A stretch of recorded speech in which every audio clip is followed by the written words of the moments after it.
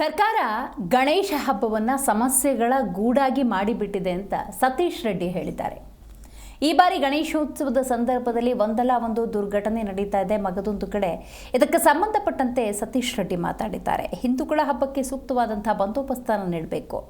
ಬೊಮ್ಮನಹಳ್ಳಿಯಲ್ಲಿ ಶಾಸಕರು ಮಾತಾಡುವ ಸಂದರ್ಭದಲ್ಲಿ ಹಲವಾರು ಪ್ರಮುಖ ವಿಚಾರಗಳನ್ನು ಪ್ರಸ್ತಾಪ ಮಾಡಿದ್ದಾರೆ. ಗಣೇಶ ಹಬ್ಬದಲ್ಲಿ ಸರ್ಕಾರ ನಡೆದುಕೊಂಡಂತಹ ರೀತಿ ಸರಿಯಿಲ್ಲ. ಡಿಜೆ ಹಾಕಬಾರ್ದು, ಮಸೀದಿ ಮುಂದೆ ಹೋಗಬಾರ್ದು ಅಂತಾರೆ. ಮೆರವಣಿಗೆ ಹೋಗುವಾಗ ವಾಹನ ನಿರ್ಬಂಧ ಮಾಡಲಿಲ್ಲ. ಸರ್ಕಾರದ ವಿರುದ್ಧ ಜನರ ಆಕ್ರೋಶ ಅನ್ನೋದು ಹೆಚ್ಚಾಗಿದೆ ಅಂತ ಶಾಸಕ ಸತೀಶ್ ರೆಡ್ಡಿ ಹೇಳಿದ್ದಾರೆ. ನಿನ್ನೆ ರಾತ್ರಿ ಹಾಸನದಲ್ಲಿ ಗಣೇಶನ ಒಂದು ವಿಸರ್ಜನೆಗೆ ಮೆರವಣಿಗೆ ಸಂದರ್ಭದಲ್ಲಿ ಏನು ಪೊಲೀಸ್ ಅಜಾಗರೂಕತೆಯಿಂದ ಟ್ರಾಫಿಕನ್ನು ಡೈವರ್ಟ್ ಮಾಡಿದೆ.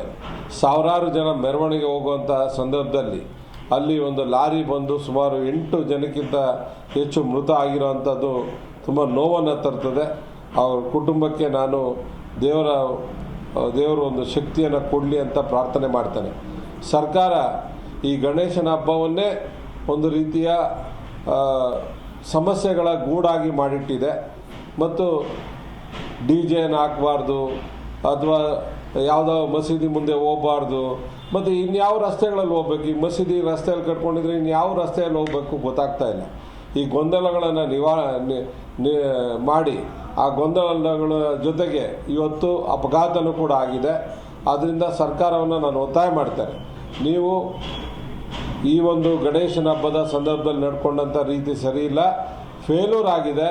ನಿಮ್ಮ ಪೊಲೀಸ್ ಡಿಪಾರ್ಟ್ಮೆಂಟ್ ಫೇಲ್ ಆಗಿದೆ. ಇವತ್ತು ಸುಮಾರು 8 ಜನ ಮೃತಪಟ್ಟಿದ್ದಾರೆ. ಅವ್ರ ಮಕ್ಕಳು ಇಂಜಿನಿಯರಿಂಗ್ ಮಕ್ಕಳು ಎಲ್ಲ ವಾಪಸ್ ತಂದು ಕೊಡ್ತೀರಾ ನೀವು? ಖಂಡಿತ ಆಗಲ್ಲ.